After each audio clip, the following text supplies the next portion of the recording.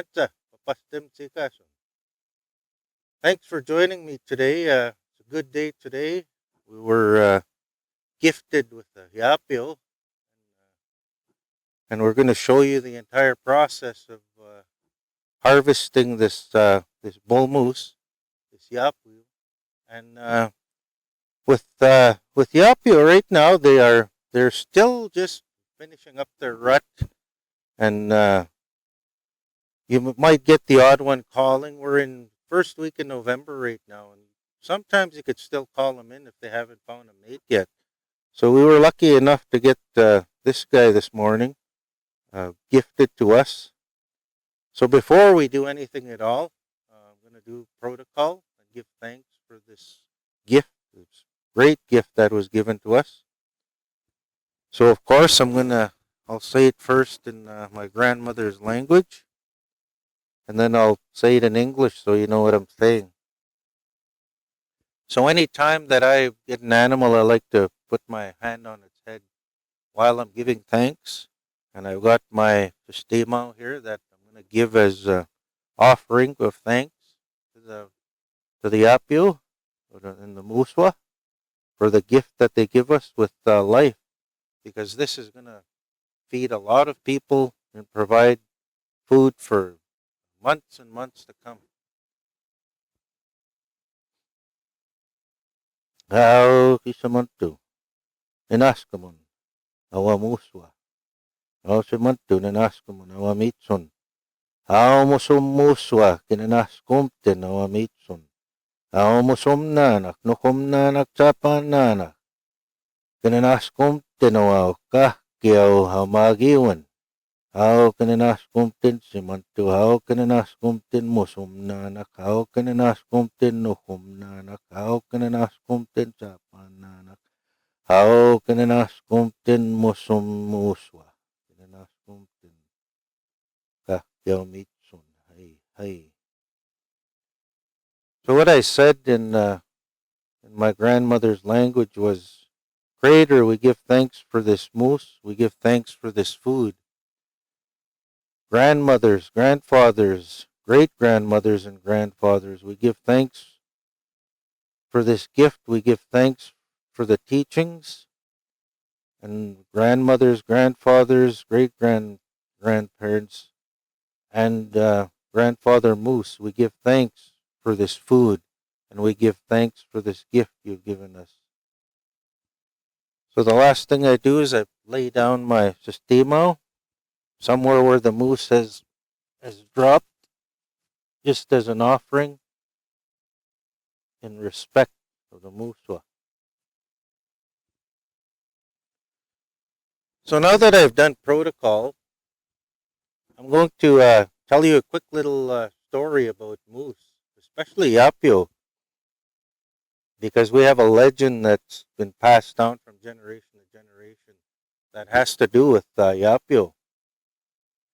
Because we're told in legend that kayas long ago, when Nianims and his brother Wisakichak were the only two-leggeds walking on this earth, Nianims at this part in the legends, Nianims had been captured by the giants, and he'd been taken and kidnapped.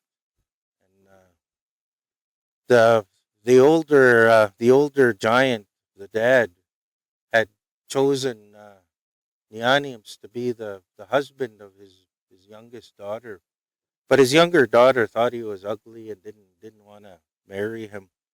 But anyway, her father decided that, you know what, you're going to marry him no matter what, but I'm going to make sure that he's going to be a good husband. So at this point in the legends, the giant, the father, had put a whole series of tests for Nianims to go through. And on this particular day, he was talking with Nianims, and he said, "You're just a little person. You're a tiny little guy compared to me. You can't be that strong. I think you're just a little weakling." And of course, Nianims said, "I don't care how big anybody is. I'll fight anybody. I'm not scared. I'm tough." So the giant said, "You know what? I'm going to take you to this island, and we'll see if you come away from that island alive, then I'll believe that you've got a little bit of strength." So of course Nianium said, "Yeah, of course, yes, I'll go. Take me to this island."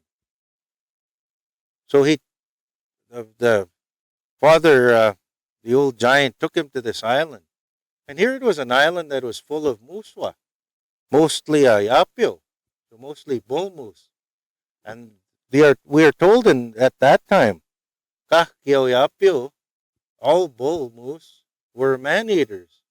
So they were hunting for any two-leggeds they could find. That's what they ate. And they were tough and mean. They had their antlers, and they'd go after any two-leggeds they could find. That's what they ate for food.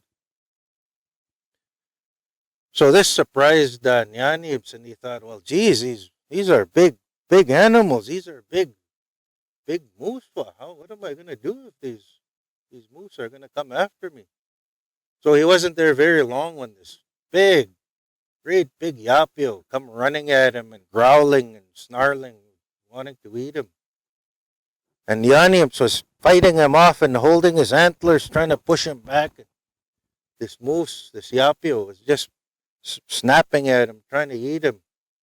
Finally, Nyanim started to get mad, and he said, "You know what? I had enough of this." And he started to win. He was holding the yapio by his antlers and pushing his head down. Finally, he put his hand on Yapio and he pushed his head right into the ground, and he held him there. And the moose, this moose was getting his face in the dirt, and he couldn't breathe right, and he was having a hard time. But he couldn't get back up, and Nyanium just held him there. Finally, the Yapio was getting tired. The bull moose was getting tired, and he said, "Look, let me up. You win. You win. I give up. Let me up. I'm going to suffocate here in the ground here. I can't breathe." Nyanips looked at him and said, "Okay, I'm going to let you up here. But before I let you up, you have to agree to something." The Apio was still having a hard time breathing. He said, yes, whatever you want." Nyanips said, "You have to promise that from now on, Kahkiao Muswa, all the moose will eat nothing but plants and trees, and you'll leave any kind of meat alone. You'll leave men alone. You'll leave all the meat alone. You guys will just eat plants and trees from now on."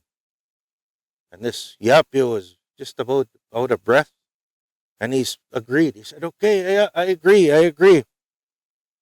But Nyanim said, "Just to remind you guys about this, I'm going to leave my handprint on your head, and it'll be on every single muswa, just to remind you guys of this agreement, that all you'll do is ever eat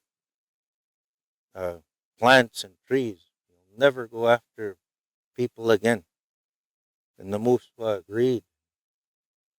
And we are told that even today, if you go to any moose, your hand fits perfectly on his forehead, where Nyanim made his mark all those years ago.